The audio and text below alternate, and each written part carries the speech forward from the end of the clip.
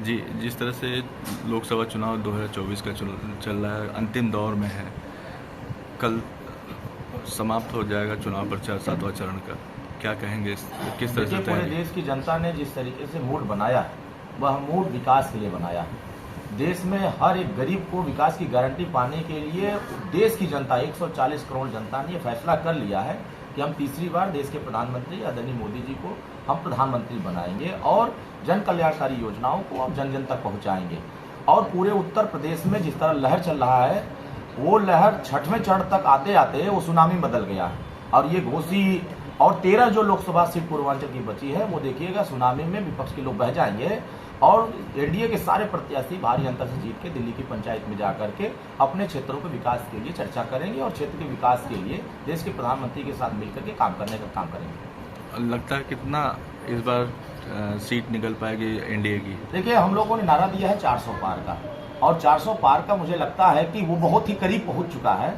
और 13 सीटों का पूर्वांचल के अन्य राज्यों में जो सीटें बची हैं, अगर वो सीटें सही सलामत सही चीज़ से चलती रही तो मुझे लगता है कि 450 पार होने से हमको लगता है अतिशयोक्ति नहीं होगी, क्योंकि देश की जनता का मूड और जनमानस के बीच में जाने के बाद जो दिख रहा है, जनता में विरोधियों के प्रति बड़ी नकारात्मक बातें हैं। विरोधियों का नाम जनता लेते ही बौखला जा रही है।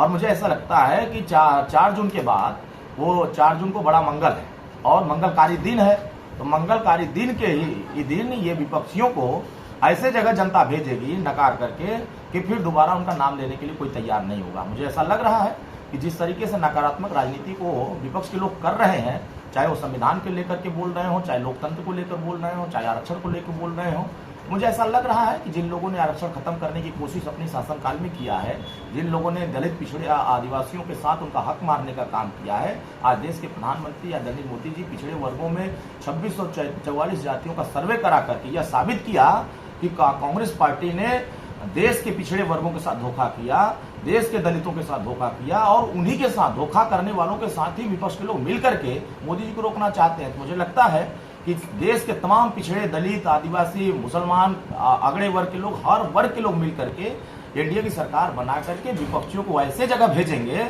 जहां इनका कोई नाम लेने वाला नहीं रहेगा। तो जिस तरह से विपक्ष हमला कर रहा है कि कोई रोजगार न बेरोजगार जो व्यवस्थाएं हैं कहीं नहीं कुछ भी है, विपक्ष बेरोजगार हो चुका है। जब सत्ता में थे जनता को इन्होंने बेरोजगार बनाया था, ये बेचारे खुद बेरोजगार हो गए। और मोदी जी जनता के हित के लिए काम कर रहे हैं। अगर हम 80 करोड़ लोगों को राशन दे रहे हैं तो उनके हित के लिए दे रहे हैं।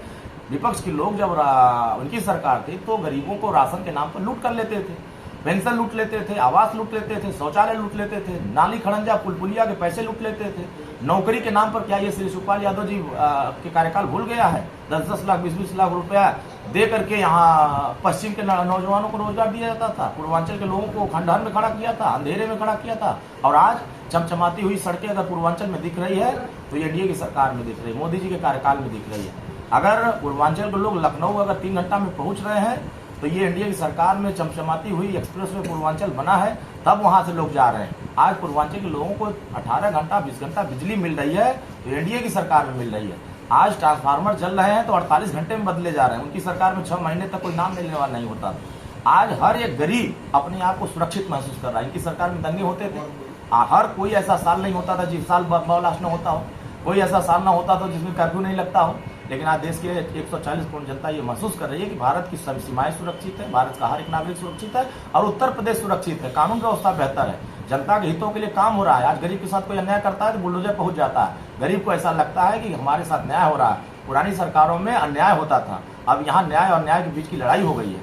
अन्याय करने वालों को जनता ऐसी जगह भेजेगी जहां उनको नाम कोई लेने वाला नहीं तैयार होगा। उत्तर प्रदेश की जनता ने फैसला कर लिया 80 की 80 सीट जिता करके देश के प्रधानमंत्री को 400 पार के आंकड़े तक पहुंचाना। अंतिम सवाल, नारद राय जी जो समाजवादी पार्टी के थे, कद्दावर नेता थे, आज बीजेपी का दामन थाम लिए, इससे कितना फर्क पड़ेगा? सुरेंद्र भारतीय समाज पार्टी उनका स्वागत करती है और वो बड़े नेता हैं, अपने समाज में उनका अच्छा प्रभाव है। समाजवादी पार्टी ने हमेशा से सबको धोखा दिया है, उनको छलने का काम किया है। हर किसी को सिर्फ इस्तेमाल के लिए अपने साथ रखते हैं और जब इस्तेमाल हो जाता है तो उनको टाटा बाय बाय कर लेते हैं। तो मुझे ऐसा लगता है कि आदरणीय नारद राय जी ने जो फैसला किया है वो एनडीए के पक्ष में किया है और वो मजबूती के लिए। मुझे लगता है कि जो कुछ कसर रह गया था, बलिया, गाजीपुर, सलेमपुर, घोसी अन्य जो 13 सीटें हैं उसमें अब वो सारे कसर पूरे हो गए। विपक्षियों का पूरी तरीके से सफाया होगा और समाजवादी पार्टी जो समाप्तवादी पार्टी हम लोग कहते रहे हैं, अब उसके कगार पर अब जाती दिख रही है। हर जगह उनके टूटन हो रहे हैं। आने वाले समयों में समाजवादी पार्टी के ही नहीं, विपक्ष के नेता कांग्रेस पार्टी का देश की जनता 10 साल ऐसे ही चलेगा और भूल जाएगी कि उस देश में कोई कांग्रेस पार्टी भी थी। कितना फर्क पड़ेगा इनके आने से इस बार समाजवादी पार्टी पे? देखिए, वो तो फर्क उन्होंने जो सम्मेलन किया था, उस सम्मेलन के बाद से जो जनता का उत्साह है और जनता का जो माहौल क्रिएट हुआ है, उससे स्पष्ट हो गया है कि भारी प्रचंड बहुमत से आदरणीय नीरज शेखर जी जीत रहे हैं, डॉक्टर अरविंद राजभर जी जीत रहे हैं, हमारे पारसनाथ राय जी जीत रहे हैं। जो हमारे सटे हुए 4-6 जिले सीटें हैं, वो बहुत अंतर से, विरोधियों की जमानत जब्त होगी, हमारे सारे प्रत्याशी भारी अंतर से जीत के दिल्ली पंचायत में जाएंगे और अपने क्षेत्रों के विकास के लिए जनता के बीच में काम करेंगे।